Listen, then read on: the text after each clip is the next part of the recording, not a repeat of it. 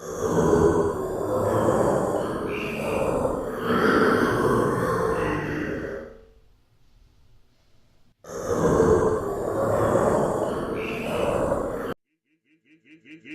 Tank.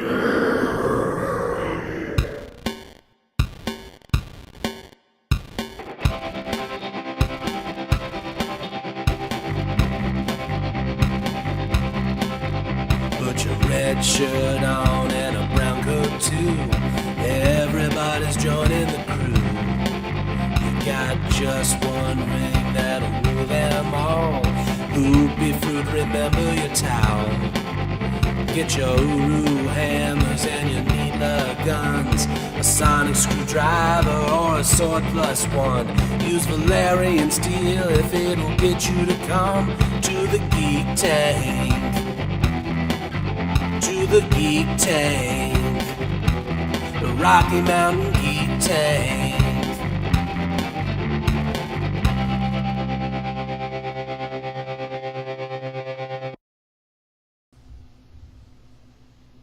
Hi there, I'm Guy, I'm Troy.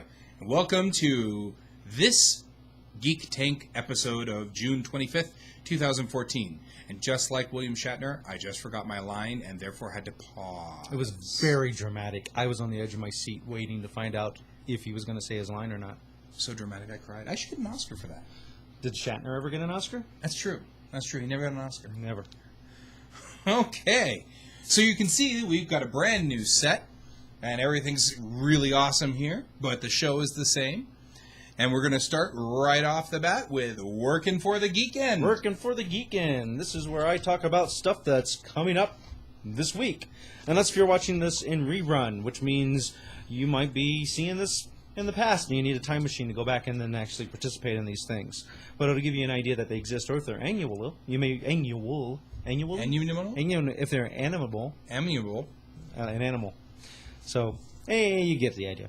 All right. So, June 27th, the geekiest thing that's coming up that I am aware of is the movie Transformers 4: Age of Extinction, which I guess they've made enough money to make 4 of those giant robots fighting each other. Although I heard from a friend of mine who's a huge Transformers fan that I believe it was either 2 or 3, did not have a lot of big giant robots fighting. And for a movie that's about big giant robots fighting, you should have that.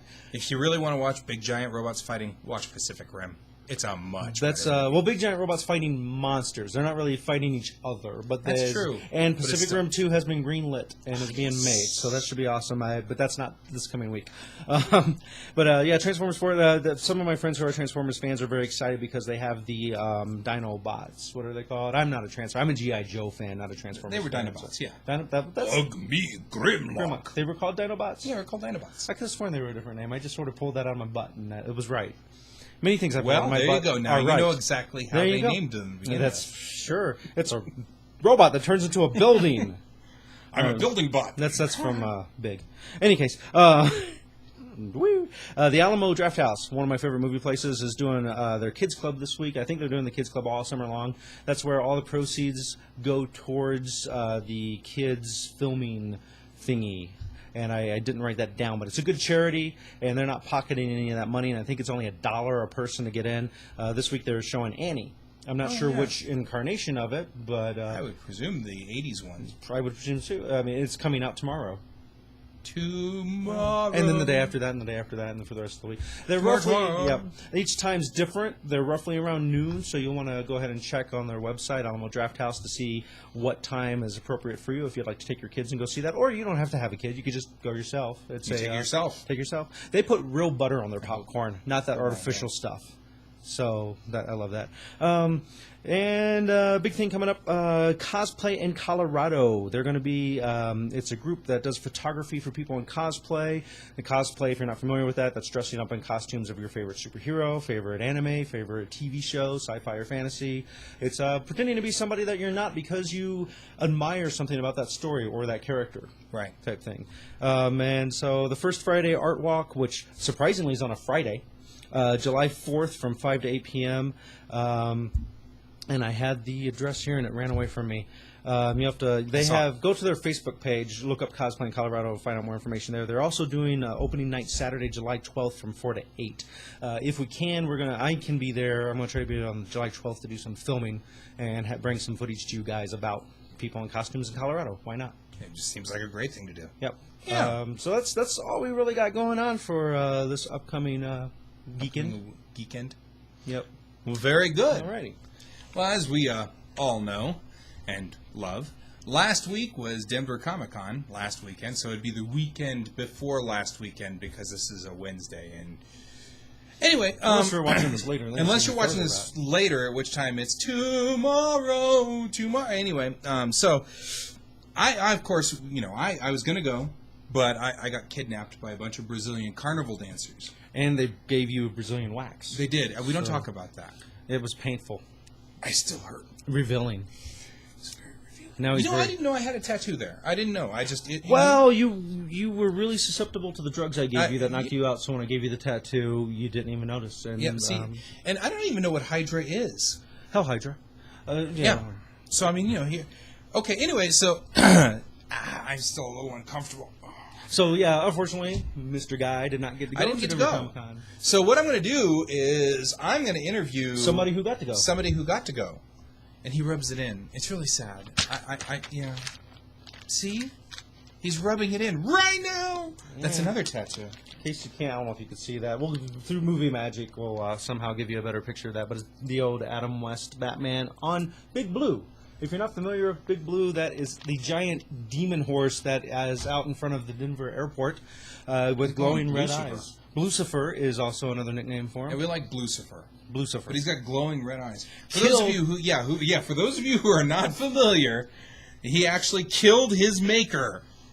Which, much like Christine, the car. Much like It's Christine. the design. It fell over on the artist that made Lucifer and crushed him to death. Yes. As opposed to crushing him to life. Some I was crushed life. and they decided, well, so what if it killed a guy? Put it back up and leave it there. It can welcome all the people coming into Denver as they land. And So now when you come into Denver, there's a big blue demon horse with glowing red eyes that killed its master. It's wonderful. Anyway, so I'm going to interview somebody, my personal interview. Now, understand that we have other interviews, and we are going to be showing those to you. But, we want to dole them out and make them happy, and there'll probably be additions to our shows. So, anyway, I'm going to actually sit here, and I'm going to interview Troy. Hi, Troy. I'm Guy. Hi, Guy. Nice to meet you. I'm Troy. Yeah. So now we're going to talk about a little bit about Denver Comic-Con. I guess my first thought was, what's your overall impression of the convention? That was a lot of people. They estimated when everything was done and said 85,000 people. 85,000. And they were originally, like on Saturday, I think they were guessing around 75,000. So it jumped to 10,000 people in the estimation over a couple of days. Wow. And to the best of my knowledge, it's one of the largest ones. I don't know if it topped San Diego Comic-Con numbers yet or not. Yeah. Probably not, because those guys so. do That's pretty insane. They do exclusives and everything. So, but it is definitely, from what I could tell, one of the bigger conventions here in town. Wow. If not the biggest. Yeah. It's an order of magnitude larger than any convention I've ever worked. So, yeah, it's huge. Yeah, there's a lot of people, and I've seen the lines of people waiting to get in was just insane. And I was so thankful I had a media pass to just walk past all of them. And we did have a media pass. We were Geek Tank. We were there with Collector's Catacomb, our sister show, pretending to be media and in mediating. Exactly. But yeah, it was that was pretty amazing. It's one of those things where I, as you know, before you got kidnapped, we had a plan. Yeah. And we had an awesome our plan got foobarred. Yeah. For those of you in the military, there's some military terminology there. And so we had to for on a the small fly. bar that they eat in their MREs. It's called And a foo bar. it's so small that they couldn't fit the last OD on the food part of it, so it's just a foo bar instead of a food bar. So with you being kidnapped, we had to rearrange our plans, and it was very hectic. So I didn't have a lot of time to just do stuff that I would do if I was going to the convention as a normal person as opposed to a media person. But so my overall opinion was that was a lot of work. So I could have used you there. Stop getting kidnapped. I won't get kidnapped next time. All right. No more bikini waxes. No more. That really sucked. So then okay, tell me a little bit about what happened on Friday. I mean, Friday. you started out there. Friday had to do a lot of stuff on the fly because we were down a man. Yeah. And you. Me. Down you too. And so it's Friday. We went into the huckster room, or as a lot of people call it, the dealer's room. Massively large, tons of people selling stuff. I bought these on Sunday. We'll once again through Movie Magic show you these closer up. But these are made by a group called Crit Success. They're rings that spin like dice. And this is for GURPS, my 3D6, and this is for Pathfinder and the other stuff, D20. So now I'm a bling-blingy gamer. So, but they had some awesome stuff there for sale in the dealer's room. It was massive. In that same room, they also had the guests that they were having do artwork. They had the my brain's just shutting down because it's a whole week away of thinking. It's been a week ago. What's the word? Celebrities. The word celebrities. They had all the celebrities. Actually, I got to see Lou Ferrigno. Didn't get to talk to him directly, but I got to wave and go, Lou! And then ignored by him, as I would expect from someone. Then see the media pass. If you'd seen the media pass, might have been different. I've been like, yeah, it's a media pass. I should. So that was impressive. Downtown Denver is interesting. We went and ate at a awesome sandwich place called Snarf's. Not related to Thundercats, although they should capitalize on that and be related to Thundercats. Thundercats. Oh. Sword of Omen, slice my sandwich. So I recommend Snarf's. They were a very delicious place to eat.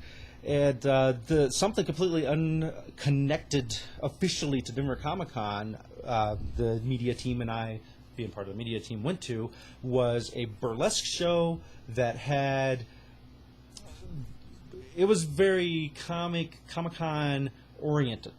All the ladies in it, most of the ladies, I should say, 80% of the ladies were dressed as comic book characters or something sci-fi. The first girl out was dressed as Bender from Futurama, delivering a box. I'd been to a couple of burlesque shows a long time ago, so I knew what I was going to go see, but I didn't know it was going to be of this level of humor and entertaining aspect. And the other media guys I had with me had never been to a burlesque show and had no idea what they were getting into, but thanked me profusely afterwards. We have footage of that we'll cut to another time. And we're going to show... No, we're not. Not right now. And we'll, of course, be limited in the bits that we can show. Yeah. There's some... yeah. But it's I remember the text you sent me, which was... Yes, the text. That Can't was awesome. Talk Now, filming naked girls. Yep. Can't talk now, filming naked girls. And that just, more rubbing in. Rubbing because it in. Here I was getting a bikini wax, and it was hurting. Yeah. It was a painful thing. And here I could be watching naked girls, but no. No, but I recorded it for you. That's nice. Next best thing. They were lovely ladies. They were with a group called Ooh La La. Did I bring a card? No, I did not, of course. But they perform every Monday at Three Kings Tavern, which is at like 1st and Broadway, right in that area. Right. And they told me they did one show that was completely based on movies, specifically Tarantino films and John Hughes films. And that. So, being a big Tarantino fan, I'd love to have seen that. Yeah. They had the more comic book related. The one girl was dressed as Storm. Came out Nice. as Storm. Their girl who they had cleaning up the clothing and stuff in between was dressed as Wolverine, which was a little disturbing with the sideburns. She had the sideburns? Yeah. Nice. And I believe that her fake cigar was like a granola bar or something like that. I couldn't tell for sure, but it wasn't an actual cigar. But she had the... There was something certainly going on. Gotcha. So that was a nice way to recover on Friday night from the shock of you being kidnapped and taken away. And it was traumatic. That was definitely one of the highlights of Denver Comic Con, even though it wasn't actually Denver Comic Con. Right. So that was Friday night. Okay. Well then, we'll move on to Saturday. Saturday, we woke up ridiculously early, as media is supposed to do, and got an awesome interview with Gigi Edgley. Oh, nice. Who is the host of the show we'll bring that Creature to you. Feature. Promise. One of you. We'll bring it to one of you. Not both of you, but one of you. I've not seen Creature Feature, but I've heard great stuff about it. It's basically face-off with puppets. So, okay. And it's connected to Jim Henson. Right, which makes sense because, of course, in Farscape there was a lot of the puppetry for all of the creatures, which I always thought was really kind of clever. And our resident female cosplayer, Lily, also Lilitron, was our interviewer for that, and Gigi was just amazingly friendly. It's nice when you meet a celebrity that's like, hey, how you doing? Yeah. Where's a good place to eat around here? They actually just engage you in conversation like you're a human. Right. Which is just so much fun. Mind-boggling, yeah. So she was very sweet. Great interview with her. Now I have to think back and backtrack what we did through Saturday. It was definitely a big blur of things that happened. Feels like ran into a few friends, did some interviews with them, which was always nice. Had one of our team go film the entire length of the 501st, which is the I think 501st is national, aren't they? Or I think they are. Yeah. I think they're national, global. They're global wide.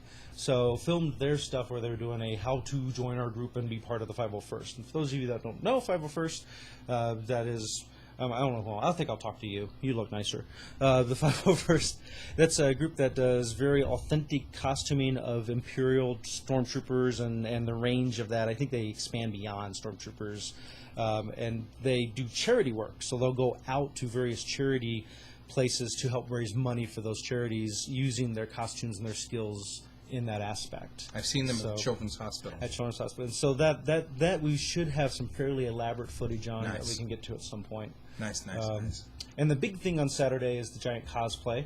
And our own Lily, Littletron, was entering in that costume thing. And so most of my day was spent helping her out. She went to makeup thinking it was going to be a 1 hour, 2 hour process. Ended up being a 5 hour makeup process. And maybe through power of magic you can show a picture of her at this point. I don't know. Maybe not. Who knows? So, definitely. And she was cool. That's incredible. That's an incredible costume. And it looks like 5 hours worth of makeup. Yeah, it's just. I mean, here. Let me show it to you again. Isn't that cool? Now show them the one with her in her costume where the picture's taken with a flash. That's cool, isn't that? That was look at that. She did reflective material, so that way when the flash goes off, it causes it to light up, and you get that light up effect.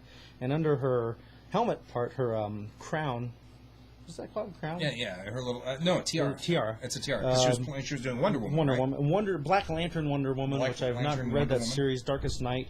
Apparently, she becomes corrupt and undead, and that's hence the decaying personal skin. problem. Yeah. Under that tiara, she had a UV light and had special paint on her eyelids, so when she closed her eyelids, it made her entire eyes look like they were glowing, which is the way the character looks in the comic book. Right. As you saw. Gives her kind of that evil, glowy. Oh yeah, that's pretty serious. That's awesome. And so I didn't do a lot during that day other than hang out with her and videotape the process of the makeup.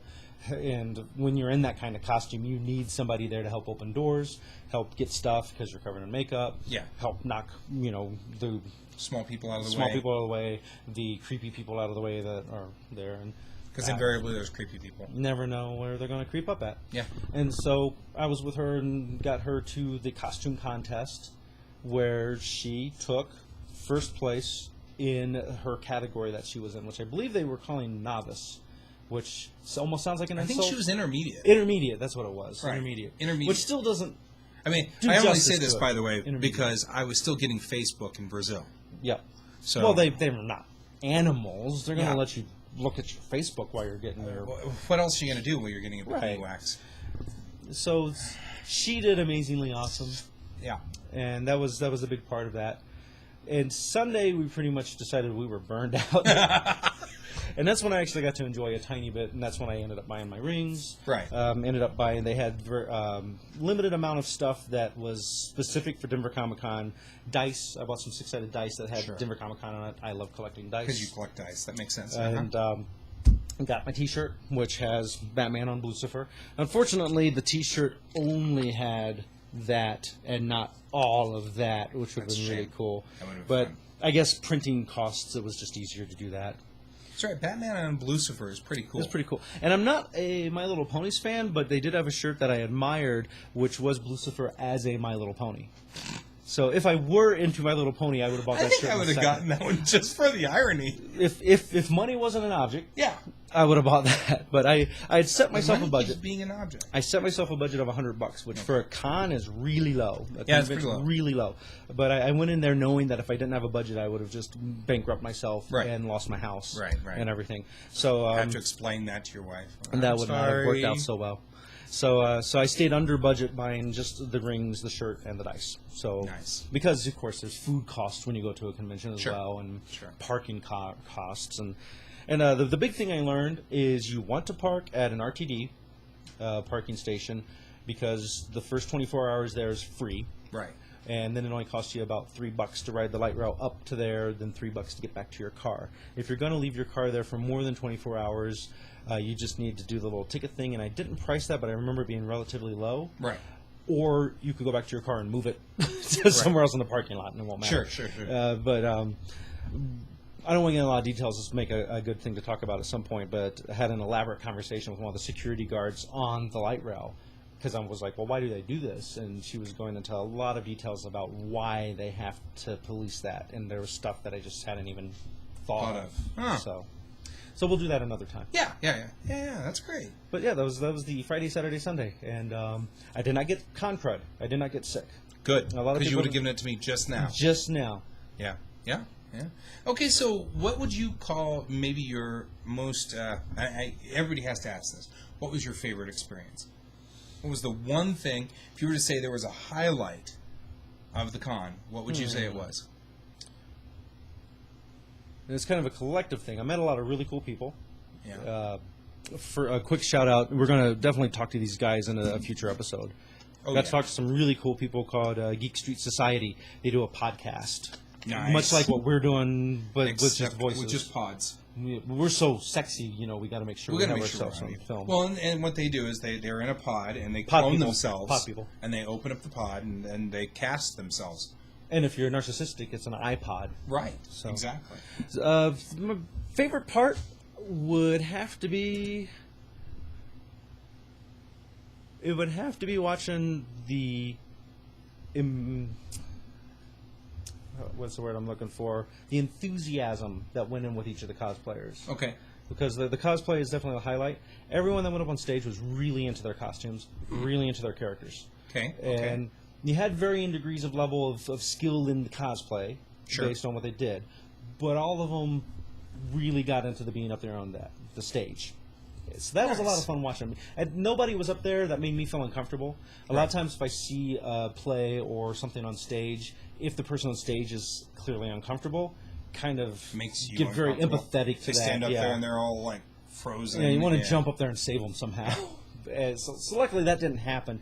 Nobody got hurt. Oh, that's amazing. But especially because there were swords flying everywhere. I was surprised to see certain repeats in costumes of characters that aren't currently popular. They were popular back in the 90s. So that kind of surprised me to see those repeats. But that just means that character is still really popular. Yeah. So the cosplay. Cosplay, huh? Oh, there. Well, that's cool. That's cool. I realize I have to take that off or I'm going to keep spinning it. What's that annoying sound? Yeah, sound guy's like, I keep hearing this noise, and it's a very weird noise. Well, thank you very much for sharing all of that. Looking forward to you being on the team next year. Sure. Not getting kidnapped. Yeah, we got to stop this. We need to put a tracer on you. Yeah. And just come get me. Why didn't you? I mean, you could have said. Well, by Sunday, you said you were really enjoying their company. Yeah, that's because they had, they were kind of nice. Yeah, eventually. It was Carnival, and some stuff. Why not? So. Okay, so that works for me. Cool. And we're gonna do a new segment for you this time around. Top of I forgot about this. top of this Geek in Space, we now are going to do a 1-minute animation for Springs the Comic. Springs the Comic. So stay tuned for that, and then we'll go right to this Geek in Space right after that, and we'll be right back.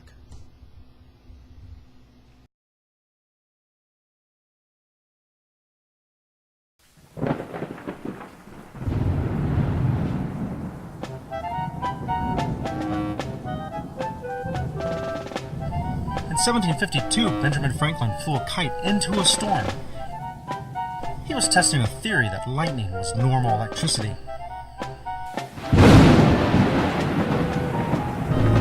I wonder if Franklin also developed a phobia of thunder afterwards.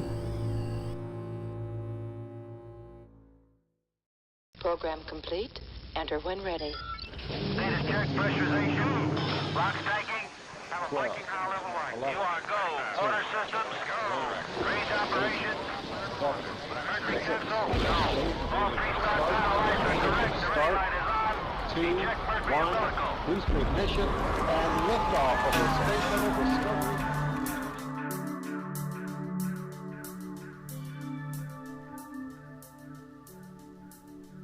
This is This Geek in Space.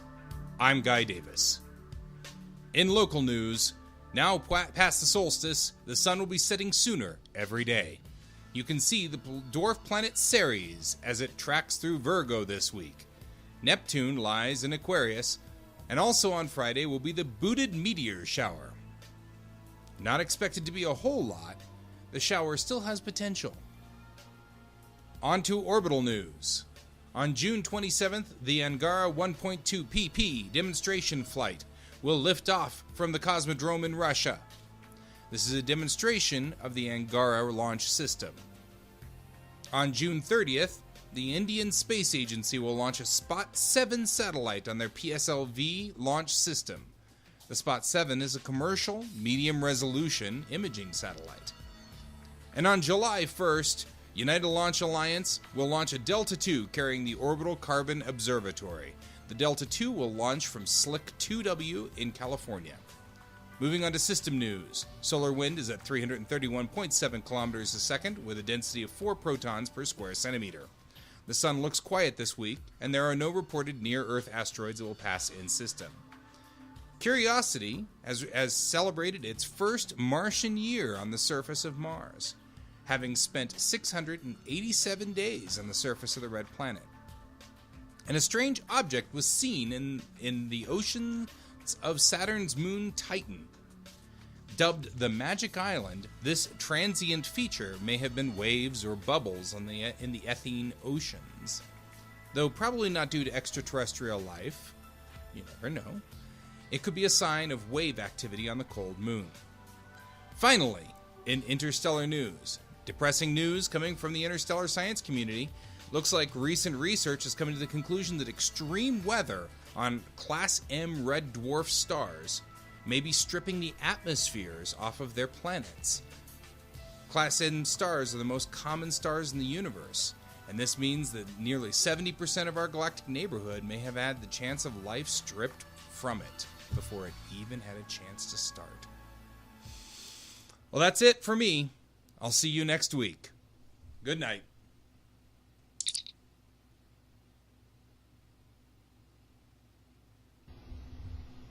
Okay, thanks. That was awesome, wasn't it?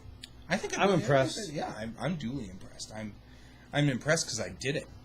So since so it stands to reason that I'd be impressed. If you like Springs, be sure to go to patreon.com/Springs, and there's more. Yep, right there. There's more episodes where that came from, and everything like that. Well, folks, that's all we have, all the time we have for you this week. Tune in next week when we talk about the origin of Geek Tank.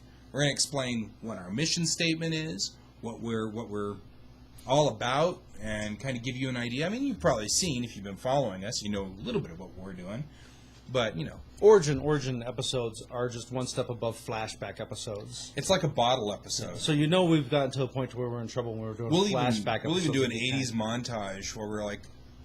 And then we have to have Geek Tank the musical. Geek Tank the musical. Always got to be a musical Always episode. a musical episode. Yeah. So, next week we'll talk about why this thing exists. Yeah, why are we here? And why you should be watching us. Why are you here? Why are we here? Why are you here? You're here because you love us. Why? That's really the question. We'll see you next week. Same time, same channel. Goodbye. Tschüss.